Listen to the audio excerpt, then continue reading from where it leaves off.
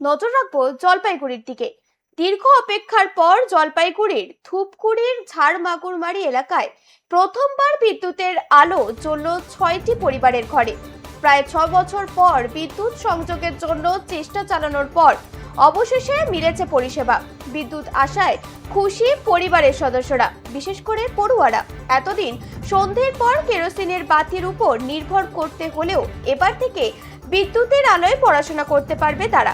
তবে বিদ্যুৎ এলেও যোগাযোগের জন্য এখনো পাকা রাস্তা না থাকায় সমস্যায় রয়েছে পরিবারগুলি।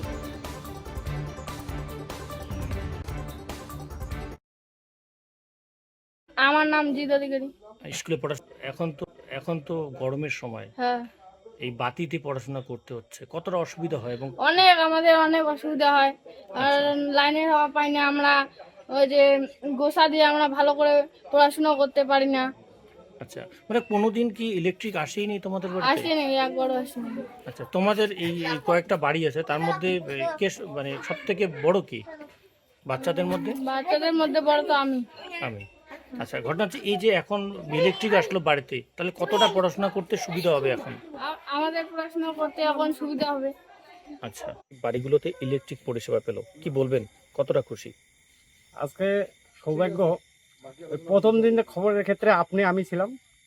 আজকেই সেই সম্পাদক উৎপল রায়, ইটনগঞ্জ বুথ সভাপতি। আজকেও লাস্ট ফিনিশিং আমরা লাইটটা জ্বলার পরে আপনাদেরও দেখা পেলাম। দীর্ঘ প্রতীক্ষা, বহু সংগ্রাম, তারপরে আজকে লাইনটা আসলো। কিন্তু এই যে দৌড়াদৌড়ি, একদম বিভিন্ন অফিস থেকে এই অফিস থেকে সেই অফিস, ডোর টু ডোর, আমরা আমাদের যে কর্মীরা আছে এই বুথে প্রত্যেকেই, এবং আমাদের আপার লেভেলের নেতৃত্বরা সবাই পরিশ্রম করছিল 5টা বাড়ির লাইনের জন্য। আমাদের কিছু গ্রামেরই শয়তান চরিত্র, দুশ্চরিত্র, কাঠমানঘাড়িয়া তৃণমূলরা এই লাইনের বিরোধিতা করছিল, প্রচণ্ডভাবে বিরোধিতা করছে, বিভিন্ন অ্যাঙ্গেলে পড়ছে। তাদের সরকার ছিল, তারা ভিডিও সব জায়গায় যা প্রভাব খাটিয়ে লাইনটা করতে দাঁড়িয়ে। আজকে আমরা সরকার পরিবর্তনের পাবলিক আশার আলো দেখছে, আমরা সেই সূত্রে যোগাযোগ করে আমরা লোকগুলোকে মুখে হাসি ফুটাতে পারছি। আচ্ছা।